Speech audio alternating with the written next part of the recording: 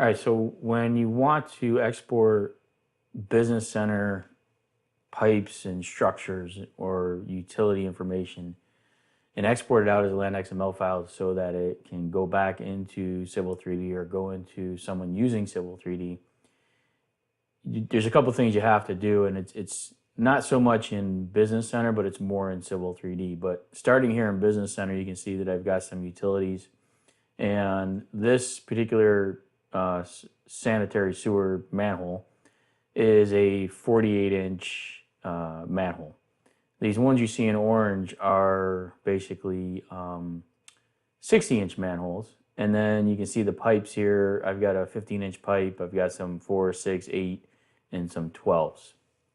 So that's fine in Business Center. But when you get over to Civil 3D, the way Civil 3D works with its pipe networks is it has what's called a part list. So if I go into the settings here and we take a look at the pipe network, or pressure networks, actually gravity based. Let me find it here. Pipe network, sorry.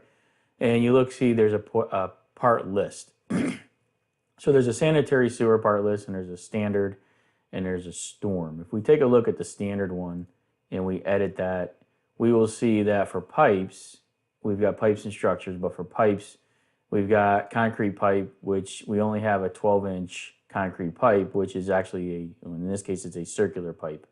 This is also a circular pipe, but it's a 4-inch pipe. And then this one here is a elliptical culvert, and then we've got a box culvert.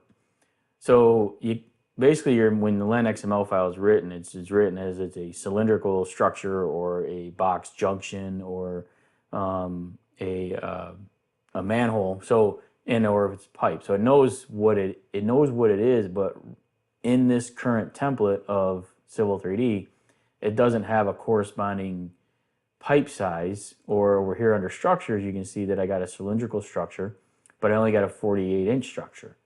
So I'm going to leave it the way it is, and I'm going to import in the LandXML file. So if I import in the same LandXML file that I was showing you over in Business Center, or that was created from Business Center, what you're going to see is it's only going to bring in those structures that actually match a part type and a part size in the part list within Civil 3D. So this may just take a second to come in. And if we zoom in down here, you can see that it's missing that section of pipes and parts that are over here. So if I simply go into this standard part style under structures and I add a part size for all the parts that I'm going to need, right? So if I come in here and set that back and set this to 60, and we'll click OK. And then for the pipes, if I come up, and even though this is concrete, I can rename it. The name is just a name. It's not anything real defined unless you define it here in the part description. But if I come in here and I add a 15-inch pipe and I click OK, now I've got a 12 and a 15. Okay, so when I apply and OK that, and then let's say I re-import that same file, and click OK, you'll see now that we're going to get those other parts. So basically, it's Civil 3D that you have to make the part list accommodate what the part sizes are within your Business Center network.